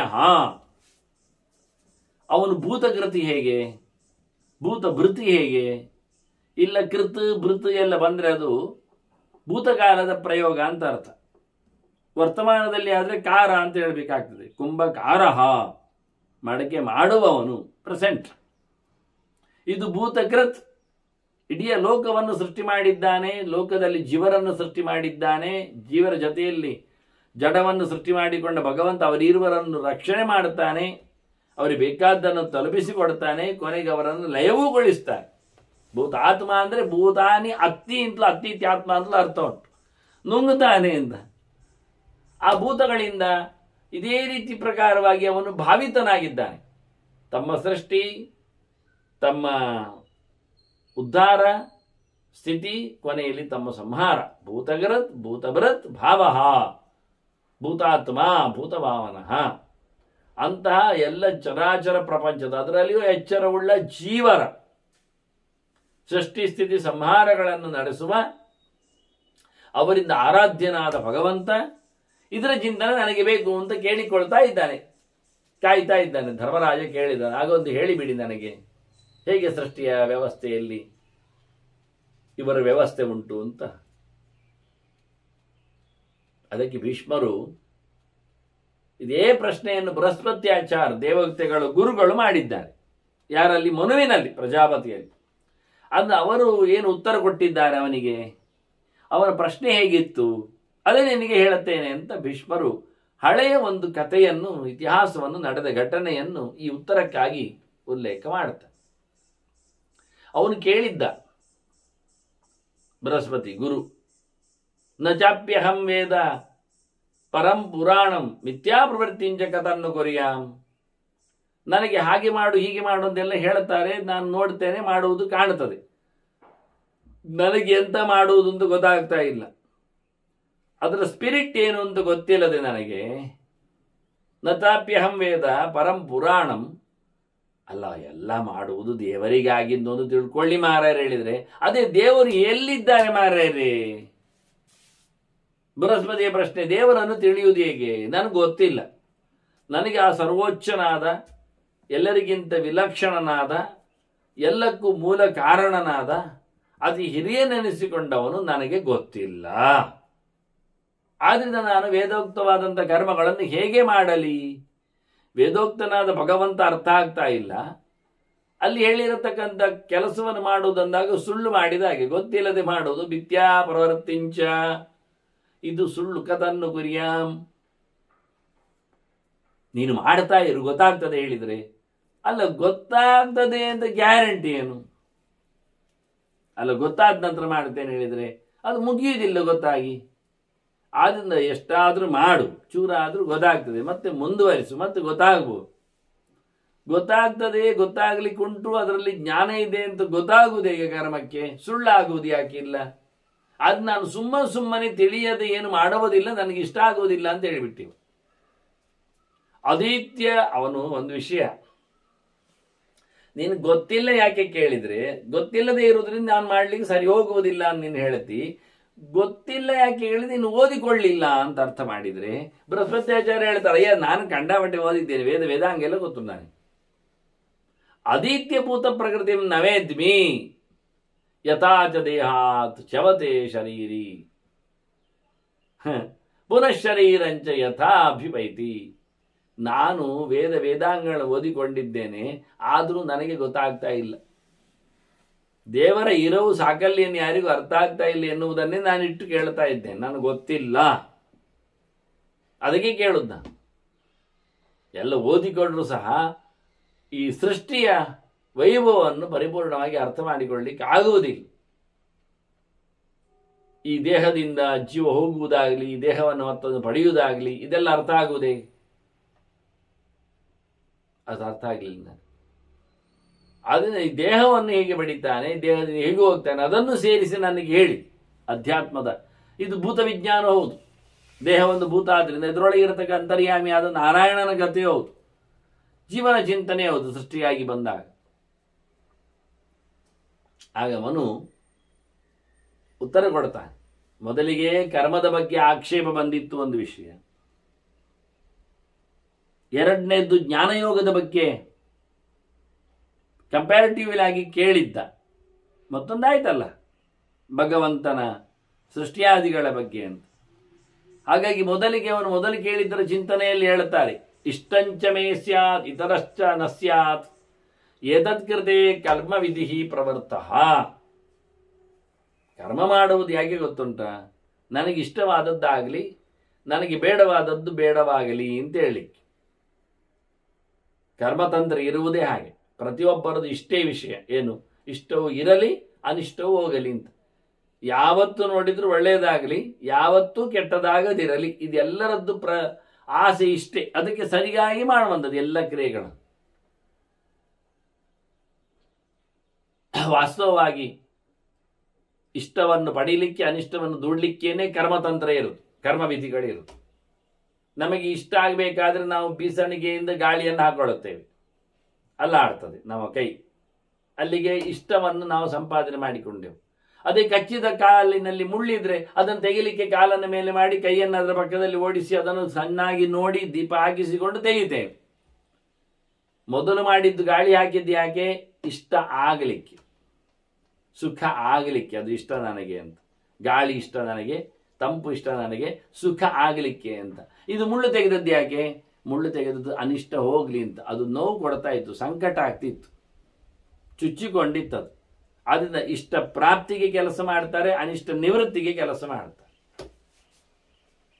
ಅದಲ್ಲ, ಅದು ಮುಳ್ಳು ತೆಗೆದ್ರೆ ಅವನಿಗೆ ಇಷ್ಟ ಆಗ್ತದೆ, ಮುಳ್ಳು ತೆಗೆದ್ರೆ ಇಷ್ಟ ಆಗುವುದಿಲ್ಲ. ಮತ್ತೆ ಮುಳ್ಳು ತೆಗೆದ ನಂತರ ಹೋಗುವಾಗ ನೋವಾಗುವುದಿಲ್ಲ ಎನ್ನುವುದು ಇಷ್ಟ ಆಗುದು. ಮೊದಲು ಇಷ್ಟ ಆಗ್ತಿತ್ತು ಅವನಿಗೆ, ಮುಳ್ಳು ಕಂಚಿದ್ದರಿಂದ ಅವನಿಗೆ ಅನಿಷ್ಟ ಆದದ್ದು, ಈಗ ದುಃಖ ಆಗಿತ್ತು, ಕಚ್ಚುವಾಗಲೇ ದುಃಖ ಆಯಿತು. ಆದ್ದರಿಂದ ನೋಡುವ ಕ್ರಮ ಎರಡು ರೀತಿಯಲ್ಲಿದ್ದರೂ ಮುಖ್ಯ ಕ್ರಮವನ್ನು ನೋಡಬೇಕು, ದುಃಖ ನಿವೃತ್ತಿಗಾಗಿ ಅಂತ ಅರ್ಥ. ಕಚ್ಚಿಕೊಂಡುಂಟು, ಕೂಗಲಿಕ್ಕೆ ಬರ್ತಾ ಉಂಟು, ಕೂಡಲೇ ಅವನ ಕೈ ಓಡ್ತದೆ ಸಹಾಯಕ್ಕೆ. ಅಂದ್ರೆ ಪ್ರತಿಯೊಂದು ಕರ್ಮವಿಧಿಗಳು ಇಷ್ಟೇ ಇರುವುದು, ಆಕ್ಷನ್ಸ್. ಅದೇನು ಮಾಡ್ತದೆ? ಒಳ್ಳೆಯದನ್ನು ಕೊಡುತ್ತದೆ, ಕೆಟ್ಟದ್ದನ್ನು ದೂಡುತ್ತದೆ ಎನ್ನುವುದು ಕ್ರಮ. ಅದಕ್ಕೋಸ್ಕರ ಎಲ್ಲರ ಪ್ರವೃತ್ತಿಯು ಕೆಲಸವು ಇರುವುದು ಇಷ್ಟರಲ್ಲಿಯೇ ನಿಂತಿದೆ. ಟೋಟಲ್ ಅದರದ್ದು ಕೊನೆಯ ಘಟ್ಟ ಒಳ್ಳೆಯದಾಗಲಿ ಕೆಟ್ಟದ್ದು ಹೋಗಲಿ ಅಂತ. ನಿತ್ಯಂ ತು ಅನಿಷ್ಟಂಚ ನವಾನ್ ಭವೇತ್ ಇತಿ ಏತತ್.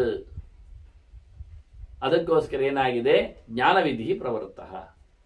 ಇಷ್ಟಂತು ಅನಿಷ್ಟಂಚ ನಮಾಂ ಭವೇತ್ ಇತ್ಯೇತತ್ ಕೃತೆ. ನನಗೆ ಒಳ್ಳೆಯದು ಬೇಡ ಕೆಟ್ಟದ್ದು ಬೇಡ ಅಂದಿರುವುದು ಅದು ಜ್ಞಾನವಿಧಿ, ಜ್ಞಾನಯೋಗ.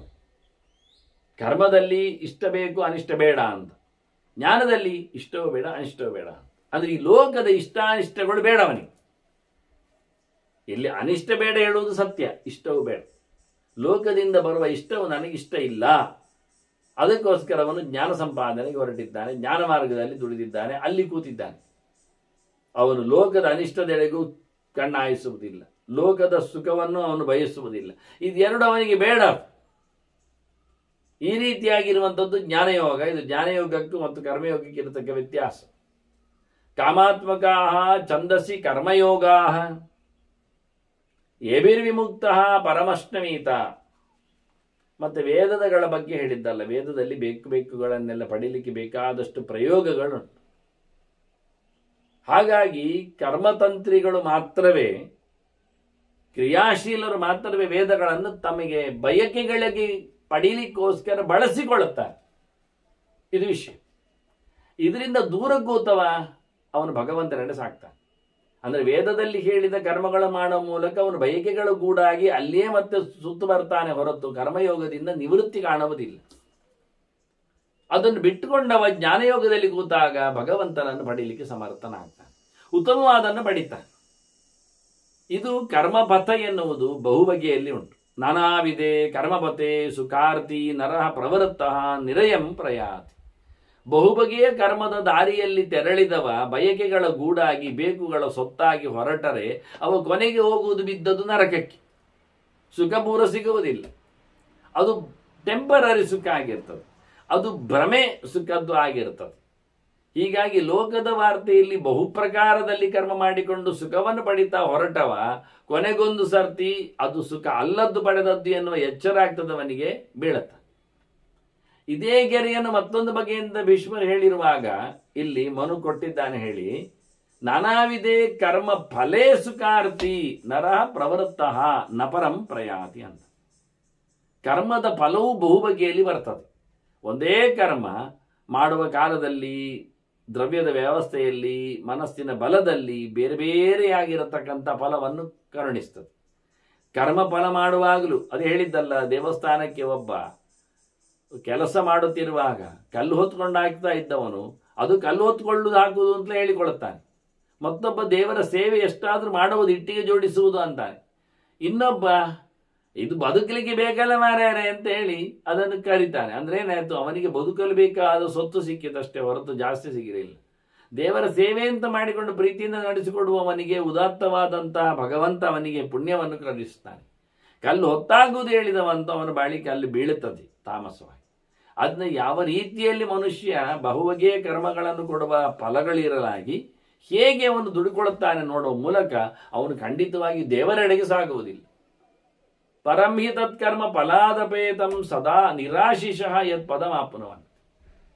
ಬರತಕ್ಕಂಥ ಫಲವನ್ನು ನಿಜವಾಗಿ ಕರ್ಮ ಮಾಡಿದ ತಕ್ಷಣ ಫಲ ಬರ್ತದೆ.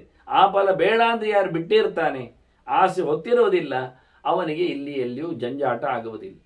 ಕರ್ಮ ಮಾಡಿದ ತಕ್ಷಣ ಅದರದ್ದು ರಿಸಲ್ಟ್ ಬರ್ತದೆ ಎಂದು ಗ್ಯಾರಂಟಿ ಹೇಳಬೇಡಿ. ರಿಸಲ್ಟ್ ಬರ್ತದೆ, ಕರ್ಮ ಉಂಟು ಆಗಿದ್ದರೂ ಅದನ್ನು ಅವನು ಬಯಸುವುದಿಲ್ಲ ಅಂತ ಆದರೆ ದೇವರವನಿಗೆ ಕೊಡೋದಿಲ್ಲ.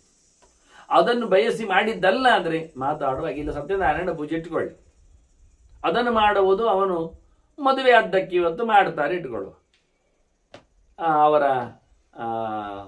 ಮದುವೆಯ ಮರುದಿನದಲ್ಲಿ ಊಟಕ್ಕಾಗಿ ಔತಣಕ್ಕಾಗಿ ಬೇರೆ ಸಮಯ ಮಾಡಲಿಕ್ಕೆ ಇಲ್ವಾ?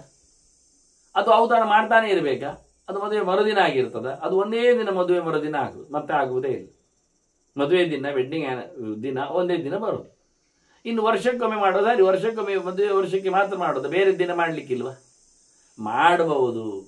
ಬೇರೆ ಕರ್ಮದ ಉದ್ದೇಶದಿಂದ, ಬೇರೆ ಫಲದ ಉದ್ದೇಶದಿಂದ ಬೇರೆ ದಿನವು ನಡೀತದೆ, ಬೇರೆಯೂ ಆಗ್ತದೆ. ಆದ್ರಿಂದ ಕರ್ಮದ ಫಲದ ತ್ಯಾಗವನ್ನೇ ಮಾಡಿ ಕರ್ಮ ಮಾಡಲಿಕ್ಕೆ ಬರ್ತದೆ. ಇದು ನಿಷ್ಕಾಮ ಕರ್ಮ ಅಂತ ಕೃಷ್ಣ ಭಾರಿ ಹೇಳಿದ್ದಾನೆ ಇಲ್ಲಿ. ಅದನ್ನು ಇಲ್ಲಿ ಮನು ಹೇಳುತ್ತಾ ಇದ್ದಾನೆ.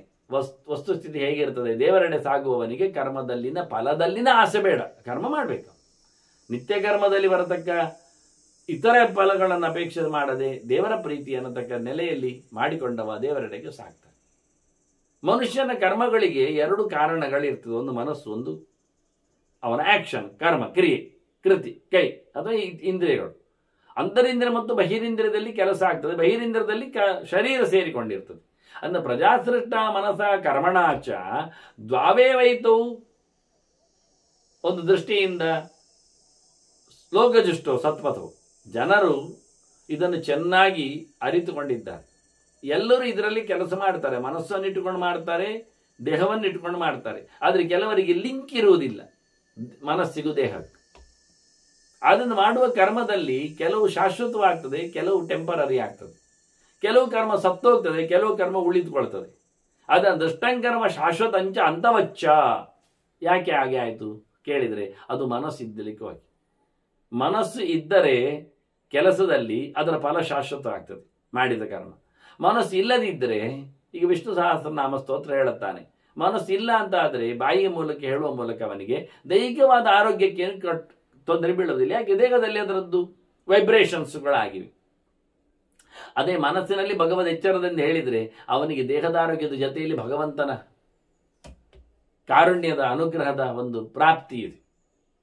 ಅದರಿಂದ ಮನಸ್ಸೇ ಇಲ್ಲಿ ಪ್ರಧಾನವಾಗಿದೆ. ಒಳ್ಳೆ ಕೆಲಸ ಮಾಡುವಾಗಲೂ ಹಾಗೆ, ಕೆಟ್ಟ ಕೆಲಸ ಮಾಡುವಾಗಲೂ ಹಾಗೆ, ಎಲ್ಲ ಕೆಲಸ ಮಾಡುವಾಗ ಹಾಗೆ. ಎಲ್ಲ ಕೆಲಸ ಮಾಡುವಾಗಲೂ ನನಗದರ ಫಲದ ಆಸೆ ಇಲ್ಲ, ದೇವರ ಸೇವೆಯಿಂದ ಮಾಡುವವ ಮನಸ್ತ್ಯಾಗೆ ಕಾರಣಂ ನಾಣ್ಯದಸ್ತಿ. ಇದರಲ್ಲಿ ಒಳ್ಳೆದು ಫಲ ಬರಲಿಕ್ಕೆ ಮನಸ್ಸಲ್ಲದಿನ್ನೇನು ಅಲ್ಲ. ಮನಸಾರೆ ಆ ಕರ್ಮದ ಫಲವನ್ನಾದ ಬಿಟ್ಟುಕೊಟ್ಟರೆ ಅವನಿಗೆ ಫಲ ಕರ್ಮದಿಂದ ಬೇಕಾದಷ್ಟು ಅವನಿಗೆ ಲಾಭ ಇದೆ, ಬಂಧನ ಆಗುವುದಿಲ್ಲ, ಸಿಕ್ಕಿ ಬೀಳೋದಿಲ್ಲ. ಆದರೆ ಮನಸ್ಸಿನಲ್ಲಿ ಫಲ ಬೇಕು ಅಂತ ಗಟ್ಟಿ ಮಾಡಿಕೊಂಡು ಕರ್ಮ ಮಾಡಿದರೆ ಬೇಕಾದಷ್ಟು ಐಹಿಕವಾದ ಫಲವನ್ನು ಪಡಿತಾನೆ, ಸೈಡ್ ಎಫೆಕ್ಟ್ ಇರಲಿಕ್ಕೆ ಸಾಧ್ಯ ಇರ್ತದೆ. ಇದು ಸೃಷ್ಟಿಯ ಕ್ರಮವೇ ಹೀಗೆ ಅಂತಾನೆ, ಬಂದದ್ದೇ ಈ ರೀತಿ ಹೀಗೆ. ಅದರಿಂದ ಮನುಷ್ಯ ನೋಡಿ ಲೋಕದಲ್ಲಿ ವ್ಯವಹಾರ ಮಾಡುವಾಗ ಸ್ವೇನಾತ್ಮನ ಚಕ್ಷರಿವ ಪ್ರಣೇತ ನಿಶಾತ್ಯೇ ತಮಸ ಸಂವೃತಾತ್ಮ. ಕತ್ತಲು ಆಗಿದೆ, ಈಗ ಕತ್ತಲು ಹೋಗಿದೆ, ಬೆಳಕಾಗಿದೆ. ಬೆಳಕಾದಾಗ ಅವನು ಹೋಗ್ತಾನೆ. ಹೋಗುವಾಗ ಹೇಗೆ ಮಾಡ್ತಾನೆ? ಅವನು ಕಣ್ಣು ಕರ್ಕೊಂಡು ಹೋಗ್ತಾನೆ. ಯಾಕೆ? ನೋಡ್ತಾನೆ. ಕತ್ತಲು ಹೋಗಿ ಬೆಳಕಾದಾಗ ಬೆಳಕಿಗೆ ಸರಿಯಾಗಿ ಕಣ್ಣು ತನ್ನದು ಪ್ರಯೋಗ ಮಾಡುತ್ತಾ ಅವನು ಕೆಲಸವನ್ನು ನಡೆಸ್ತಾನೆ. ಅಂದ್ರೆ ಏನಾಯ್ತು? ಎಲ್ಲ ಕತ್ತಲಿ ಇರ್ತದೆ, ವಿಷಯ ಗೊತ್ತಿರುವುದಿಲ್ಲ ಆಗ್ತದೆ. ಕಣ್ಣು ಎನ್ನುವ ಒಂದು ಎಚ್ಚರ ಆದಾಗ ಅದು ಒಳ್ಳೆಯ ರೀತಿಯಿಂದ ಕರ್ಕೊಂಡು ಹೋಗಲಿಕ್ಕೆ ಕಾರಣ ಆಗ್ತದೆ. ಅಂದರೆ ಮುಖ್ಯವಾಗಿ ಅರಿವು ಬೇಕು ಅಂತ ಅರ್ಥ. ಜ್ಞಾನಂತೂ ವಿಜ್ಞಾನ ಗುಣೇನ ಯುಕ್ತಂ ಕರ್ಮ ಅಶುಭಂ ಪಶ್ಯತಿ ವರ್ಜನೀಯಂ. ಹೀಗೆ ಅವನು ಕತ್ತಲಿದ್ದ ನಂತರ ಕತ್ತಲು ಕಳೆದಾಗ ಬೆಳಕು ಬಂದಾಗ ಕಣ್ಣು ಓಡಿಸಿಕೊಂಡು ತನ್ನ ಕೆಲಸವನ್ನು ಮಾಡುವಂತೆ ಅವನಿಗೆ ಯಾವುದು ಒಳ್ಳೆಯ ಕೆಲಸ ಯಾವುದು ಕೆಟ್ಟ ಕೆಲಸ ಅಂತ ಪರೀಕ್ಷಿಸಿ ನೋಡಿದಾಗ ಗೊತ್ತಾಗ್ತದೆ. ಗೊತ್ತಾಗಿ ಅವನನ್ನು ಬಿಡುತ್ತಾನೆ. ತಾನೇ ತನ್ನ ಅರಿವಿನಲ್ಲಿಯೇ ಭಗವಂತನ ಎಚ್ಚರದಿಂದಾಗಿ ಜ್ಞಾನೇ ವಿಜ್ಞಾನ ಯೋಗೇ ಗುಣೇನ ಅಂತ. ಜ್ಞಾನಂತು ವಿಜ್ಞಾನ ಅಂದ್ರೆ ವಿಷ್ಣು ಜ್ಞಾನ. ದೇವರ ಎಚ್ಚರ ಸೇರಿಕೊಂಡಾಗ ಜ್ಞಾನದಲ್ಲಿ ಅವನೇನ್ ಮಾಡುತ್ತಾನೆ? ಕೆಟ್ಟದ್ದು ಯಾವುದು ಅಂತ ಅರ್ಥ ಮಾಡಿಕೊಳ್ತಾನೆ, ಅದನ್ನು ಮಾಡೋದಿಲ್ಲ. ಯಾಕೆ ಕೆಟ್ಟದದು? ಅದು ದೇವರಿಗೆ ಇಷ್ಟ ಇಲ್ಲ, ಅದು ದೇವರಿಗೆ ಯೋಗ್ಯ ಅಲ್ಲ, ದೇವರು ಮೆಚ್ಚುವುದಿಲ್ಲ ಅನ್ನೋ ನೆಲೆಯಲ್ಲಿ ಅದನ್ನು ಪರಿತ್ಯಾಗ ಮಾಡ್ತಾನೆ, ಒಳ್ಳೆ ಕೆಲಸ ಮಾತ್ರ ಮಾಡ್ತಾನೆ. ಅದು ಹೇಗೆ ಅಂದ್ರೆ ಒಂದು ದೃಷ್ಟಾಂತ ಹೇಳ್ತಾರೆ ನೋಡಿ. ಹೋಗುವಾಗ ಕಣ್ಣು ಹೇಳಿದ್ದು ಬೆಳಕಾಯಿತು ಹೋಗುವುದು. ಹೋಗುವಾಗ ಅವನು ಎಚ್ಚರ ತಪ್ಪಿ ಹೋದ್ರೆ, ಜ್ಞಾನ ಇಲ್ಲದೆ ಹೋದ್ರೆ, ಹಾವಿದ್ರೆ ಕಚ್ಚಿಕೊಳ್ತಾನೆ, ಮುಳ್ಳಿದ್ರೆ ಅಂಟಿಕೊಳ್ತದೆ, ಹೊಂಡ ಇದ್ರೆ ಬಿದ್ದುಕೊಳ್ತಾನೆ ಅಲ್ವಾ? ಹೌದು. ಮತ್ತೆ ಆದ್ರಿಂದ ಹೋಗುವಾಗದೇ ಸರಿ ನೋಡಿಕೊಂಡು ಹೋಗ್ಬೇಕು ಅವನು. ಸರ್ಪಾನ್ ಕುಶಾಗ್ರಾಣಿ ತಥೋದಪಾನ ಜ್ಞಾತ್ವ ಮನುಷ್ಯ ಪರಿವರ್ಚಯಂತಿ. ಅದನ್ನು ಚೆನ್ನಾಗಿ ತಿಳಿದು ಹಾವಿದ್ದ ದಾರಿಯಲ್ಲಿ ಹೋಗುವುದಿಲ್ಲ, ಮುಳ್ಳಿದ್ದ ಜಾಗದಲ್ಲಿ ಕಾಲಿಡದೆ ಸಂಚಾರ ಮಾಡ್ತಾನೆ. ಹೊಂಡ, ನೀರು, ಕೆಸರು, ಗಲೀಜಿದ್ದಲ್ಲಿ ಅವನ ಪಾತ ಭಯ ಇರಲಾಗಿ ಅದನ್ನು ತಪ್ಪಿಸಿಕೊಳ್ತಾನೆ. ಏನಾಯ್ತು? ತಿಳುವಳಿಕೆಯಿಂದಾಗಿ ಅವನು ಸರಿ ಮಾಡಿದ. ಒಬ್ಬ ಅಜ್ಞಾನಿ ಏನ್ ಮಾಡ್ತಾನೆ? ತಿಳಿಕೊಳ್ಳದೆ ಇದ್ರೆ ಅಜ್ಞಾನದ ತತ್ರ ಪದಂತಿ ಮೂಢ. ಎಚ್ಚರ ತಪ್ಪಿದವ, ತಿಳ್ಕೊಳ್ಳದವ, ಹಾವಸೆ ಇದ್ದಲ್ಲಿ ಕೆಸರಿದ್ದಲ್ಲಿ ಕಾಲಿಟ್ರೆ ಒಳಗೋಗ್ತೇನೆ ಅಂತ ಎಚ್ಚರ ಇಲ್ಲದವ, ಗೊತ್ತಿಲ್ಲದವ ಕಾಲಿಟ್ರೆ ಹೊಂಡಕ್ಕೆ ಬಿದ್ದು ಸಾಯ್ತಾನೆ. ಹಾವುಗಳಿರುವ ವಿಷಜಂತುಗಳಿರುವ ಜಾಗದಲ್ಲಿ ಅವನು ಪ್ರವೇಶ ಮಾಡಿದರೆ ಅವುಗಳು ಕಚ್ಚಿಕೊಳ್ಳುತ್ತವೆ, ಅಂಟಿಕೊಳ್ಳುತ್ತವೆ ಎನ್ನುವುದು ಗೊತ್ತಿಲ್ಲದೆ ಇದ್ರೆ ಹಾಳಾಗಿ ಹೋಗ್ತಾನೆ. ಅದೇ ರೀತಿಯಾಗಿ ಮುಳ್ಳು ಕಂಟೆಗಳು ಹೇಗಿರ್ತಾವೆ? ಕುಶಾಗ್ರಾಣಿ ಅಂತ ಹೇಳ್ತಾರೆ, ಬಹಳ ತುದಿ ಹರಿತವಾಗಿರತಕ್ಕಂಥ ದರ್ಬೆಗಳು. ಇಂತಹ ಜಾಗಗಳನ್ನೆಲ್ಲವನ್ನು ತಪ್ಪಿಸಿಕೊಂಡು ಹೋಗ್ತಾನೆ. ಅಲ್ಲಿ ಏನೇನೋ ಹೇಗೇಗೋ ಮೈಗೆ ತಾಗಿಕೊಳ್ಳುವಂತೆ ವ್ಯವಸ್ಥೆ ಆಗಿರ್ಬೋದು. ಆದ್ದರಿಂದ ಅಜ್ಞಾನ ಅದು ಕೆಟ್ಟದ್ದು ಕೆಲಸಕ್ಕೆ ಕಾರಣ ಆಗ್ತದೆ. ಜ್ಞಾನ ಒಳ್ಳೆಯದ್ರಿಂದಾಗಿ ಒಳ್ಳೆಯದಾಗ್ತದೆ ಅಂತ ಹೇಳಿಕೊಂಡು ಜ್ಞಾನೇ ಫಲಂ ಪಶ್ಯ ಯಥಾ ವಿಶಿಷ್ಟಂ. ನೋಡಿ, ಜ್ಞಾನಯೋಗದ ಕಥೆಯಲ್ಲಿ ಜ್ಞಾನದ ಫಲ ಎಷ್ಟುಂಟು ನೋಡು. ವಿಶಿಷ್ಟವಾದ ಸ್ಥಾನಮಾನ ಜ್ಞಾನಕ್ಕೆ ಉಂಟು. ತಿಳಿದು ಮಾಡಿದಾಗ ಫಲವನ್ನು ಪಡಿತಾನೆ ಪೂರ. ತಿಳಿದೇ ಮಾಡಿದಾಗ ಕರ್ಮ ತಪ್ಪಾಗಿ ಹಾಳಾಗಿ ಅವನನ್ನು ಬಲಿ ತೆಗಿಬಹುದು ಕೆಲವು. ಅದನ್ನ ಮುಖ್ಯವಾಗಿ ಪಂಚಾತ್ಮಕಂ ಕರ್ಮ ಫಲಂ ವದಂತಿ. ಒಂದು ಕೆಲಸಕ್ಕೆ 5 ಮುಖದಲ್ಲಿ ನಾವು ಲಾಭವನ್ನು ನೋಡ್ತೇವೆ, ಫಲವನ್ನು ಹೇಳಬೇಕಾಗ್ತದೆ. ಒಂದೇ ಅಲ್ಲಿಗೆ ಊಟ ಅಂದ್ರೆ ಏನು? ಊಟದಿಂದ ನಾವು ಸುಮಾರು ಅವನಿಗೆ ಫಲವನ್ನು ಹೇಳ್ತೇವೆ. ಒಂದು ಹಸಿವೆ ಹೋಗ್ತದೆ, ಇನ್ನೊಂದು ದೇಹದಲ್ಲಿ ಪುಷ್ಟಿ ಬರ್ತದೆ, ಮತ್ತೊಂದು ಅವನಿಗೆ ಖುಷಿ ಆಗ್ತದೆ. ನೋಡಿ, ಕೆಲವರಿಗೆ ಕೆಲವು ತಿಂಡಿ ಕೊಟ್ಟಾಗ ಎಷ್ಟು ಖುಷಿ ಆಗ್ತದೆ. ಕೆಲವರಿಗೆ ಊಟ ಆದ ತಕ್ಷಣ ಎಷ್ಟು ಲವಲಿಕೆ ಬರ್ತದೆ ಅವರಿಗೆ, ಅಂದರೆ ಪುಷ್ಟಿ ಅವರಲ್ಲಿ ಆಗ್ತದೆ, ಹಸಿವು ಹೋಗ್ತದೆ, ಇದೆಲ್ಲ. ಹಾಗೆಯೇ ಕರ್ಮದ ಫಲ 5 ಮುಖ. ಕೃಷ್ಣಸ್ತು ಮಂತ್ರ ವಿಧಿವತ್ ಪ್ರಯುಕ್ತ, ಮೊದಲಿಗೆ ಶಾಸ್ತ್ರದಲ್ಲಿ ಹೇಳಿದಾಗೆ ಮಂತ್ರವನ್ನು ವಿನಿಯೋಗಿಸಬೇಕು. ಆಯ್ತಾ? ಇದು ಕ್ಲಿಯರ್ ಕಟ್ ಆಗಿ ಗೊತ್ತಿರಬೇಕು ನಮಗೆ. ವಿಧಾನ ತಪ್ಪಿದರೆ ಪ್ರಯೋಜನ ಇಲ್ಲ. ಮತ್ತು ಯಜ್ಞಾ ಯಥಾ ಉಕ್ತಾ, ಅದರಂತೆ ಹೇಳಲ್ಪಟ್ಟಾಗಿ ಯಜ್ಞವನ್ನು, ಕರ್ಮ ಕ್ರಿಯಾಕಾಂಡವನ್ನು, ವಿಧಿಗಳನ್ನು, ಮಂತ್ರ ಸರಿ ಇರಬೇಕು, ಅದಕ್ಕೆ ದ್ರವ್ಯ ಅದು, ಯಜ್ಞ ಪ್ರಕ್ರಿಯೆ ಸರಿ ಇರಬೇಕು. ಆನಂತರ ದಕ್ಷಿಣಾಶ್ಚ, ಆನಂತರ ಕೊಡಬೇಕಾದ ವಸ್ತುಗಳ ವಿನಿಯೋಗಕ್ಕೆ, ದಕ್ಷಿಣೆ ಅಂದರೆ ಕೊಡುವಂಥದ್ದು, ಖಾಲಿ ಮಾಡುವಂಥದ್ದು, ಉಪಯೋಗಿಸಿಕೊಂಡು ಬಿಡುವಂಥದ್ದು ಅಂತ. ಆ ಲೆಕ್ಕಾಚಾರದಲ್ಲಿ ಮಂತ್ರದ ಒಟ್ಟಿಗೆ ಯಜ್ಞ ಪ್ರಕ್ರಿಯೆ ಮಾಡುವಂತಹ ವಿಧಾನಗಳು ಬಂದಾಗ ಅದರ ಒಟ್ಟಿಗೆ ವಿನಿಯೋಗಿಸತಕ್ಕಂತಹ ದಕ್ಷಿಣೆಗಳು, ಬಿಟ್ಟುಕೊಡಬೇಕಾದ ಸಂಗತಿಗಳು, ಇದು ಮಾತ್ರ ಅಲ್ಲದೆ ಇನ್ನೊಂದು ಹೇಳ್ತಾರೆ, ಅನ್ನಪ್ರದಾನಂ ಮನಸಃ ಸಮಾಧಿ ಪಂಚಾತ್ಮಕಂ ಕರ್ಮಫಲಂ ವದಂತಿ ಅಂತ. ಅದರೊಟ್ಟಿಗೆ ಊಟವನ್ನು ಕೊಡುವುದು, ಆನಂತರ ಮನಸ್ಸಿನ ಸಮಾಧಾನ, ಇವು ಇಷ್ಟು ವಾಸ್ತವವಾಗಿ ಪಂಚ ಫಲಪ್ರದವಾದದ್ದು ಅಂತ ಹೇಳುವ ನೆಲೆಯಲ್ಲಿ ಕರ್ಮದಲ್ಲಿ 5 ವಿಶೇಷವಾದ ಘಟ್ಟವನ್ನು, ಕರ್ಮಾಂಗದಲ್ಲಿ ಸಂಪೂರ್ಣವಾದ ಒಂದು ಫಲವನ್ನು ಪಡೆಯಲು ಇರಬೇಕಾಗಿರತಕ್ಕಂಥ ಒಂದು ಮೂಲ ಪ್ರಮಾಣವಾಗಿ ಗೆರೆಯನ್ನು ಮಹಾಭಾರತದಲ್ಲಿ ನಾವು ನೋಡ್ಲಿಕ್ಕೆ ಬರ್ತದೆ. ಭೀಷ್ಮರು ಕೊಟ್ಟಿರತಕ್ಕ, ಈ ಮನು ಹೇಳಿರತಕ್ಕಂಥ ಮಾತಿನಲ್ಲಿ ಅಂತೂ ಮಂತ್ರಗಳ ಪರಿಪೂರ್ಣವಾದ ವಿನಿಯೋಗ ಬೇಕು. ವಿಶೇಷವಾಗಿ ಅದನ್ನು ಅಧಿಕೃತವಾಗಿ ಅರ್ಧಂಬರ್ಧ ಮಂತ್ರಗಳನ್ನು ಹೇಳುವ, 1-2 ಮಂತ್ರಗಳನ್ನು ಮಾತ್ರ ಉದ್ಧಾರ ಮಾಡುವ ಕ್ರಮ ಅಲ್ಲ, ಇದು ಬಹಳ ಕಷ್ಟದ್ದು ಫಲದ ವ್ಯವಸ್ಥೆಯಲ್ಲಿ. ಮತ್ತೊಂದು, ಕರ್ಮವನ್ನು, ಯಜ್ಞ ಕ್ರಿಯೆಯನ್ನು ಬಹಳ ಚೆನ್ನಾಗಿ ರೂಪಿಸಿಕೊಳ್ಳಬೇಕಾದ್ದು. ಅದರಲ್ಲಿ ಎಲ್ಲ ಒಂದು ದೃಷ್ಟಿಯಿಂದ ಪ್ರಕ್ರಿಯೆಗಳಿಗೆ, ಅಂದರೆ ಜಿಯೋಮೆಟ್ರಿಕಲ್ಲಿ ಹೇಳಿಕೊಳ್ಳುವ ಹಾಗೆ ಮೆಟೀರಿಯಲ್ಸ್ಗಳು, ಆಯಗಳು, ಅಳತೆಗಳು, ಕುಂಡ ಲಕ್ಷಣಗಳು ಎಲ್ಲ ಸೇರ್ತವೆ. ಆ ಬಳಿಕ ದಕ್ಷಿಣೆ ವಿನಿಯೋಗಿಸುವ ವಸ್ತುಗಳಿದ್ದಾಗ, ಗೋವುಗಳು ಪ್ರಧಾನ, ಹಿಂದೆ ದಕ್ಷಿಣೆ, ಅದರೊಟ್ಟಿಗೆ ಪಾತ್ರಪಗಡಿಗಳು, ಸುವರ್ಣ ರತ್ನಾದಿಗಳು, ಇವೆಲ್ಲ ಇಟ್ಟುಕೊಂಡಾಗಲೂ ದೊಡ್ಡ ವಿಷಯ ಆಯಿತು. ಇದಾದ ಬಳಿಕ ಅನ್ನಪ್ರದಾನಂ, ಹೊರಗೆ ಭೋಜನದ ವ್ಯವಸ್ಥೆಯಲ್ಲಿ ಇಂತಹ ದ್ರವ್ಯಗಳನ್ನೇ ಮಾಡಬೇಕು. ಮುದ್ಗಾನ್ನದ ವ್ಯವಸ್ಥೆ, ಗುಡಾನ್ನದ ಕತೆ, ಕ್ಷೀರಾನ್ನದ ವಿನಿಯೋಗ, ಘೃತ ತುಪ್ಪದ ಅನ್ನದ ಕತೆ, ಇವನ್ನೆಲ್ಲ ಅನೇಕ ಪ್ರಕಾರದ ಅನ್ನಪ್ರದಾನಗಳನ್ನು ಹೇಳಿಕೊಡುತ್ತಾರೆ. ಅನ್ನಪ್ರದಾನದಲ್ಲಿ ಅಗ್ನಿಗೂ ಅನ್ನ ಆಹುತಿ ಕೊಡುವುದನ್ನು ಇಟ್ಟುಕೊಳ್ಳಿಕ್ಕೆ ಬರ್ತದೆ. ಆಹುತಿಯನ್ನು ತಿಳಿಸಬಹುದು ಒಂದು ದೃಷ್ಟಿಯಿಂದ. ಮಂತ್ರಗಳಿದ್ದಾಗೆ ಮಂತ್ರದ ಜೊತೆಯಲ್ಲಿ ದ್ರವ್ಯಗಳು ಹೇಳಿಕೊಂಡಾಗೆ ಆಗ್ತದೆ. ಅನ್ನಪ್ರದಾನದಲ್ಲಿ ಹವಿಸ್ಸು ಎನ್ನುವ ಅರ್ಥವೂ ಸೇರ್ತದೆ. ಇಷ್ಟೆಲ್ಲಕ್ಕಿಂತ ಪ್ರತ್ಯೇಕವಾಗಿ ಮನಸ್ಸ ಸಮಾಧಿ ಪಂಚಾತ್ಮಕಂ ಕರ್ಮಫಲಂ ವದಂತಿ ಅಂತ.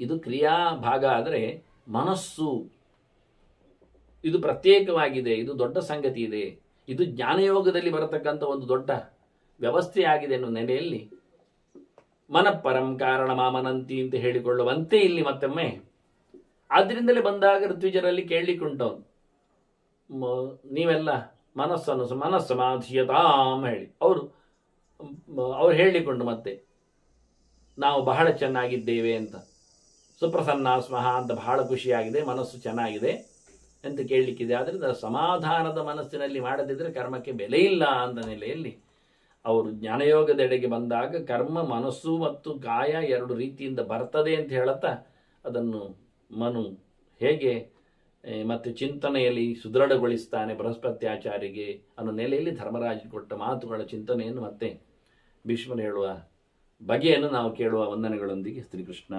ನಾರಾಯಣ ನಾರಾಯಣ ನಾರಾಯಣ.